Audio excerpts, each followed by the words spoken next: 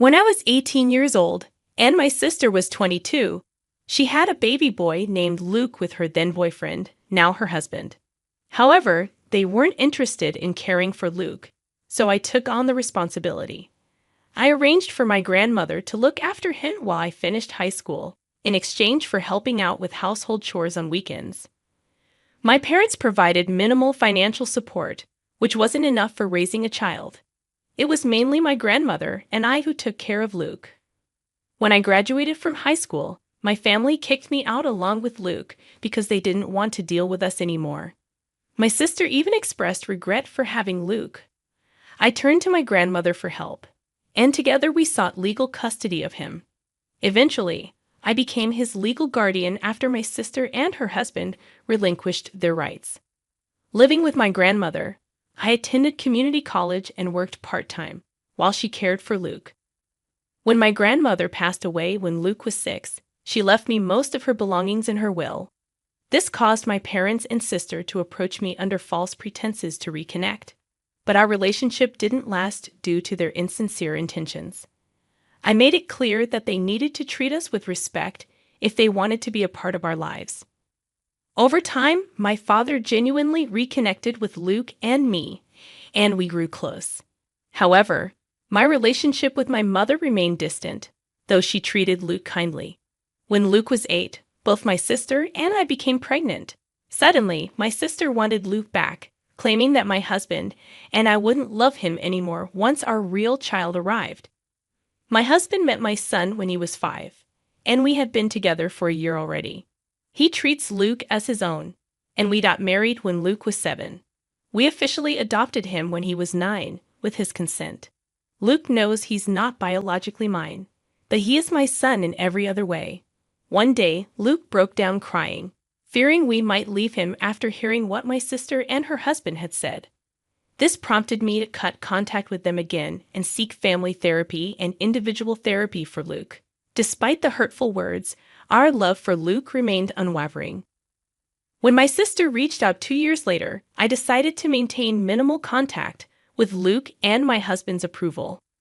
My husband and I lived comfortably, while my sister and her husband faced financial struggles.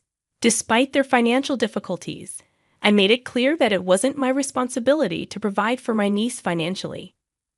While I still gave her gifts and occasional outings, it wasn't at the same level as what I did for my own children. Now that my second son is turning 17, my husband and I discussed getting him a budget-friendly starter car, just like we did for Luke when he turned 17. However, my niece, who is also turning 17, was under the impression that she would be getting a car too. Despite my sister's financial struggles, she expected me to foot the bill for my niece's car. I firmly refused, explaining that it wasn't my responsibility to buy her a car. When my son's birthday arrived, we surprised him with a car. This upset my niece, who called me in tears, accusing me of favoritism and questioning why I couldn't treat her the same as her brother. I calmly explained that while I loved her as my niece, my son was my own child, and my responsibilities toward them were different. I emphasized that as an aunt, my role was limited to birthday and Christmas gifts and being there for important occasions. My niece became angrier and accused me of being unfair before hanging up. My sister then called to criticize me for not doing more for her daughter. I reminded her that if she hadn't made promises on my behalf, none of this would have happened. Now I'm receiving backlash from some family members and my sister's friends, labeling me as selfish. I do feel guilty because my children had more opportunities, and perhaps I could have helped my niece more, but I stood by my decision. Update 1. To clarify, my sister's involvement in my children's lives was limited to low-contact arrangements regarding my niece, Emily. She never had unsupervised access to my kids, and was only involved in discussions about birthdays and holidays.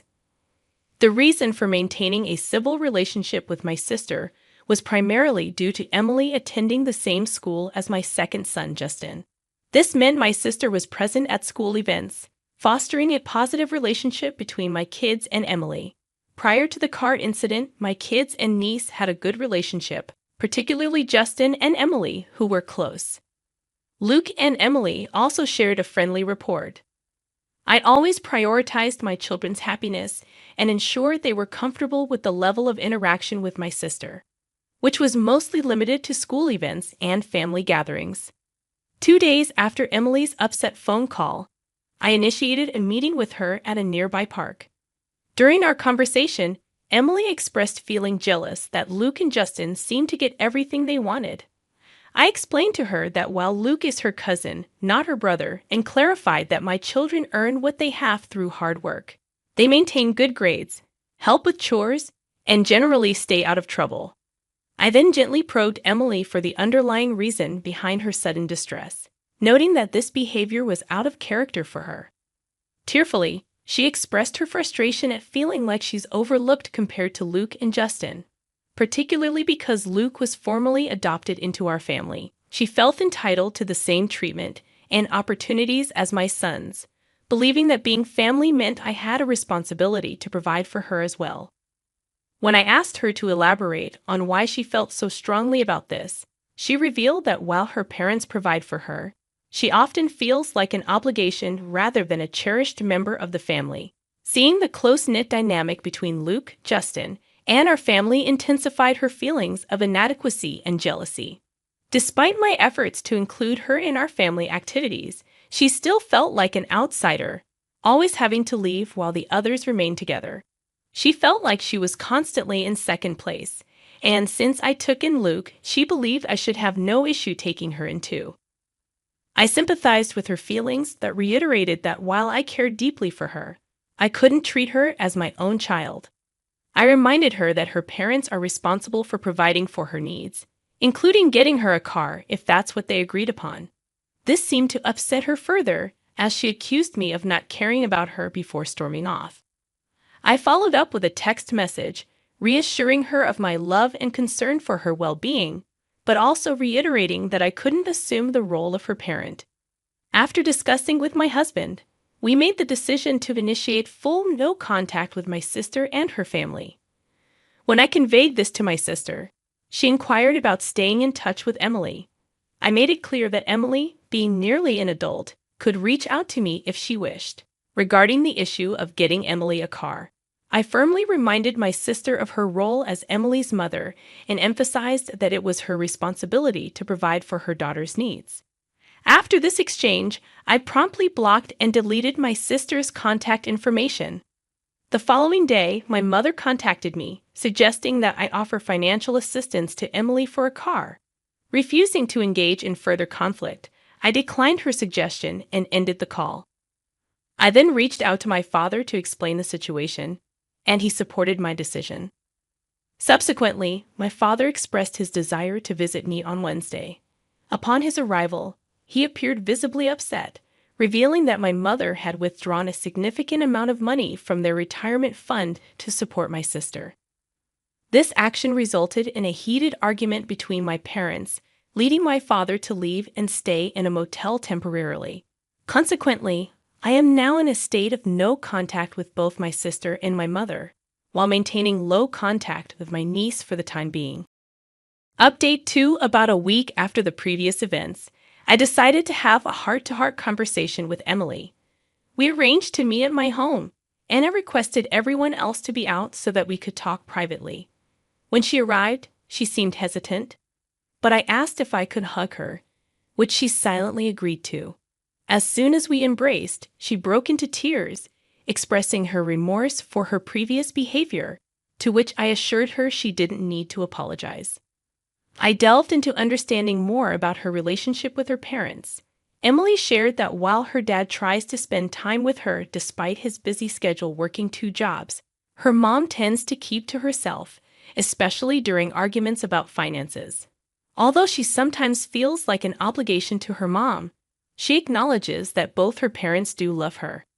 We discussed the recent financial situation involving my mother withdrawing money from the retirement fund for car shopping with my sister.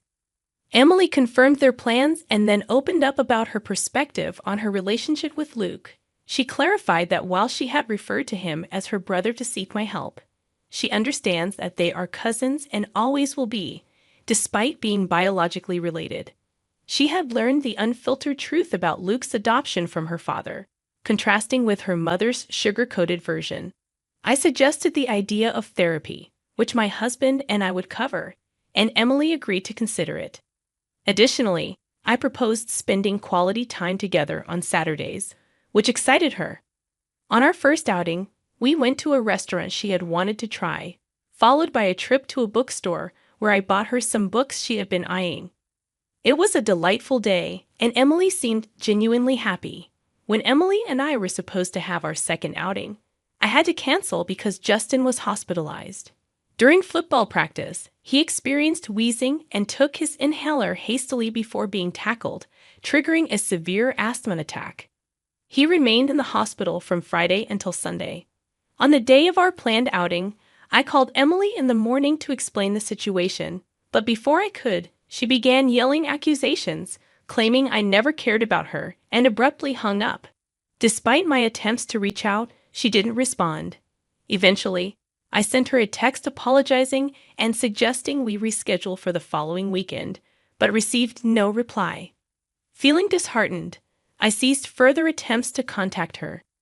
2 days ago, during a family night out, we received a call from our neighbors reporting vandalism to one of our cars. Upon returning home, we discovered extensive damage to Justin's car, including scratches, dents, broken windows, and paint damage. Reviewing our security footage revealed Emily and an accomplice vandalizing the car. We promptly provided the video evidence to the police, resulting in Emily and her friend's arrest the following morning. In response, my sister and mother visited, demanding I drop the charges to spare Emily from consequences. Despite their pleas, my husband and I remained firm in pursuing legal action, a decision supported by Justin, Luke, and my husband. Given the gravity of the situation, I sought Luke's perspective, and he expressed his desire to sever ties with everyone, including Emily, likening her behavior to that of her mother. As a result, we have decided to cut contact with everyone except my father. Relevant comments. What does your dad think of all of this? He's upset with Emily, but not surprised by her. He agrees to press charges also and says not to back out of pressing charges. I think he's just tired and wants everything to calm down. One more explanation for why OOP didn't cut contact before this. The reason for me having contact with my sister and niece is Justin and Emily went to the same school and had the same classes. Anytime I went to a school event, my sister was there. I didn't want Justin to be in a hostile environment at school, so I thought having a semi-civil relationship would be best, especially when Emily and Justin were making friends with the same people. I didn't want to move Justin out of the school because it's a very good school and he already loved it there. With my parents, we came in contact after my grandmother died and the will was read. That was when Luke was 6. My mom tried to be nice because I was left with 90% of my grandmother's things. My dad actually tried to have a relationship with everyone, and he admitted his wrongdoings. This took years to build up, not just a simple, "I'm sorry," and we were good.